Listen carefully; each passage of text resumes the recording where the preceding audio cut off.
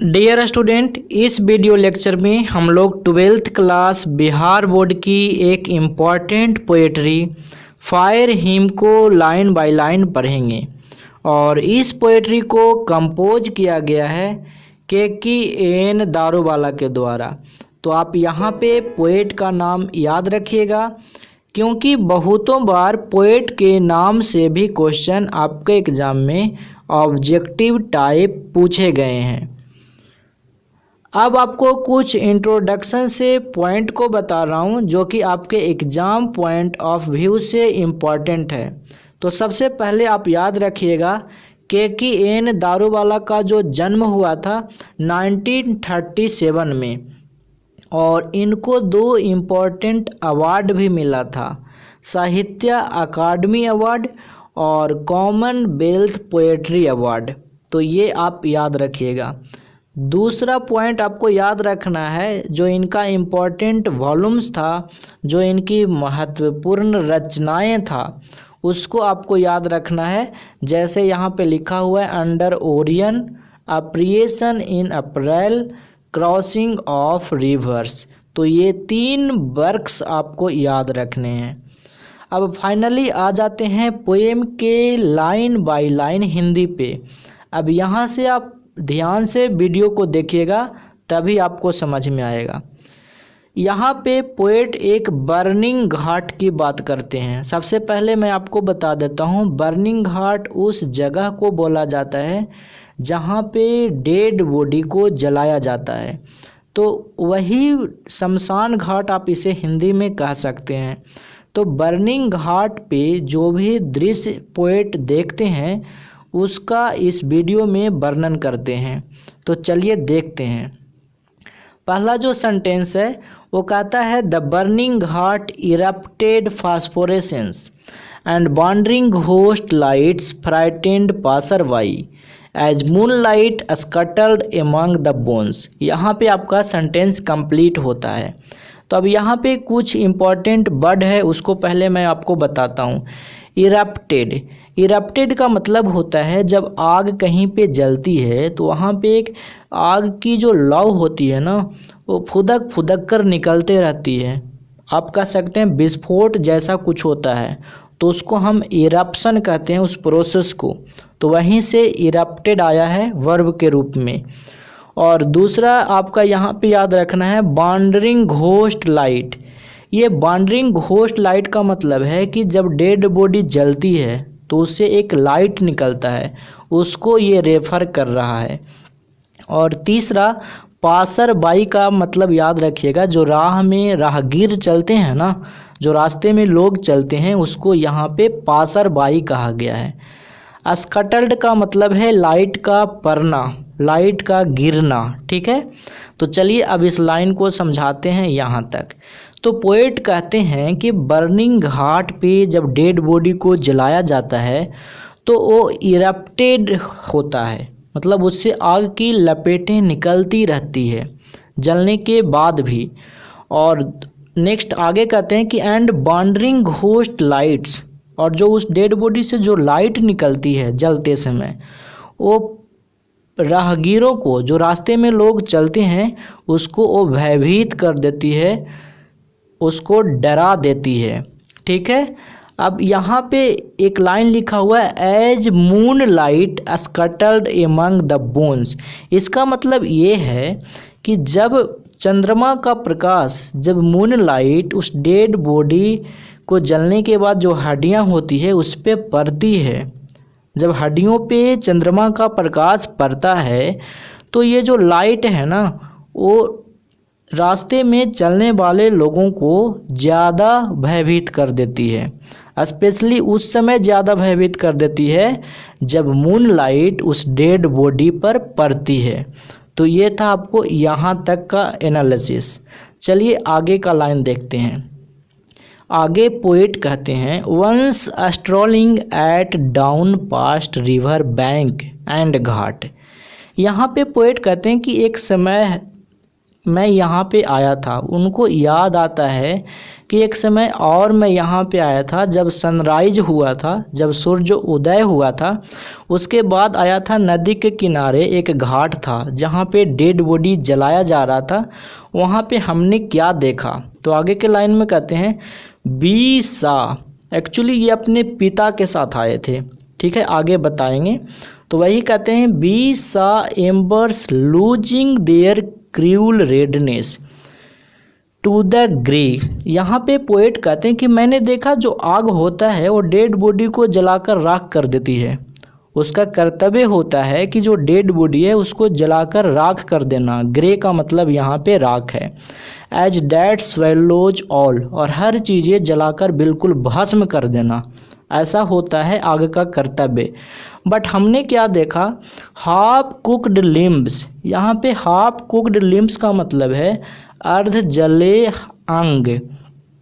Limbs का मतलब होता है हाथ या पैर, लेकिन यहाँ पे पोएट लिखते हैं हाफ कुक्ड लिम्ब्स। इसका मतलब है कि जब डेड बॉडी जलती है तो जलने के बाद कुछ भाग बच जाता है ना, तो उसी को रिप्रेजेंट करते हुए कहते हैं half cooked limbs bore witness. मतलब जो अर्ध जले जो अंग है ना, वो इस चीज़ की गवाही दे रहे हैं, साक्षी हैं। किसका? To the fire's debauchery. यहाँ पे पोएट कहते हैं कि जो आग का कर्तव्य होता है डेड बॉडी को पूरी तरह जलाकर राख कर देना। बट मैंने ये देखा कि जो अर्ध जले जो अंग थे वो इस चीज़ की साक्षी थे, इस चीज़ की गवाही दे रहे थे कि आग ने उस डेड बॉडी के साथ धोखेबाजी की है, कुछ गलत किया है, मतलब उसके साथ अच्छा नहीं किया जा रहा है। डिबॉचरी का मतलब होता है अनैतिक व्यवहार करना, ठीक है, जो उसके साथ नहीं करना चाहिए। आग के साथ ऐसा, डेड बॉडी के साथ ऐसा आग कर रही है, मतलब उसके साथ नाइंसाफ़ी कर रही है। कौन? आग, डेड बॉडी के साथ। तो यहाँ तक क्लियर है। अब आगे के लाइन में पोएट कहते हैं कि माय फादर सेड। अब कहते हैं कि जब मैं अपने पिता के साथ गया था तो मेरे पिता कहते थे, मतलब उस समय कहे, क्या कहे? You see those half burned fingers. तुम देख रहे हो ना ये जो अर्ध जले जो अंगुलियां हैं, एंड बोन स्टब्स। अब यहाँ पे स्टब्स मतलब समझिए, जब कोई भी चीज़ जलने के बाद बहुत थोड़ा सा मात्रा बच जाता है तो उसको हम बोलते हैं स्टब्स। लेकिन यहाँ पे बोन स्टब्स का मतलब है कि जब हड्डी जलने के बाद हड्डी का कुछ पार्ट बचा रहता है, कंप्लीटली नहीं जलता है, तो उसको पोएट कहते हैं बोन स्टब्स। तो वही कहते हैं कि मेरे पिता कहते थे कि तुम जो ये अर्ध जली अंगुलियां देख रहे हो और ये जो हड्डियों के नहीं जो जलने से जो बच गए हैं पार्ट, उसको देख रहे हो। The fire eight times forget it's dead. मतलब जो आग है ना वो भूल चुका है कि हमें डेड बॉडी को कंप्लीटली जलाना है। तो वही पोएट कहते हैं कि जो आग है ना अपना कर्तव्य, अपना कर्म भूल चुका है कि हमें डेड बॉडी को कंप्लीटली जलाना है, तभी तो वो कुछ भाग जलने से छोड़ दिया है। ठीक है, अब आगे का लाइन देखिएगा। ए जोरोस्टेरियन आई माई चाइल्ड फिंगर्स क्लेंच्ड। अब यहाँ पे एक वर्ड है ना, ये जोरोस्टेरियन वर्ड है, ये पारसी धर्म को बताता है। तो आप याद रखिएगा ये पारसी धर्म से रिलेटेड है, या फिर आप यूँ कहें कि पारसी धर्म को ही बता रहा है। ठीक है, तो यहाँ पे पोएट कहते हैं कि मैं उस समय तो बच्चा था, फिर भी अपने अंगुलियों को मोड़ कर, मतलब मुट्ठी बंद करके, क्लेंच्ड करके, into a little knot of pain, मतलब मुझे तो बहुत दर्द हो रहा था उस समय, फिर भी मैं अपनी अंगुलियों को मुट्ठी में भींच करके, आई स्वोर, मैं शपथ लिया, मैंने कसम खाया, to save fire from the sign of forgetfulness, कि मैं आग को आज से ऐसा जो ये आग जो जलने के लिए भूल कर दे रहा है, आज से मैं ऐसी गलती आग को करने नहीं दूंगा। समझ में आया? तो ये था आपका पोएट्री का पहला पार्ट। अब चलते हैं पोएट्री के दूसरे पार्ट में। देखिए यहाँ पे पोएट क्या कहते हैं, यहाँ पे पोएट कहते हैं it never forgot and 20 year since as I consigned my first born to the flames the nearest tower of silence was 1000 miles away. देखिएगा बहुत इंपॉर्टेंट लाइन है यहाँ तक। पहले मैं कुछ आपको बता देता हूँ। यहाँ पे फर्स्ट बॉर्न का मतलब है पहली संतान, और फ्लेम्स का मतलब है कि आग में जलाया जाना, या फिर कह सकते हैं आग के हवाले करना। ठीक है, यहाँ पे कंसाइन्ड है ना, इसका मतलब होता है के हवाले करना। और यहाँ पे एक बहुत ही इम्पॉर्टेंट वर्ड है टावर ऑफ साइलेंस, इसको समझिए। टावर ऑफ साइलेंस ऐसी जगह है जहाँ पे पारसी धर्म के लोगों का डेड बॉडी का अंतिम संस्कार होता है। समझ में आया? तो अब चलिए अब लाइन को समझते हैं। यहाँ पे पोएट कहते हैं कि it never forgot and 20 year since, कहते हैं 20 वर्ष हो चुके हैं फिर भी वो बातें नहीं भूल सकता, कभी नहीं भूल सकता। कौन से?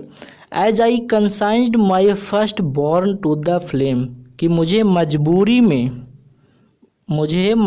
में अपनी पहली संतान को, जो पहली संतान थी उसके डेड बॉडी को मुझे आग में जलाना पड़ा था। इस बात को मैं नहीं भूल सकता।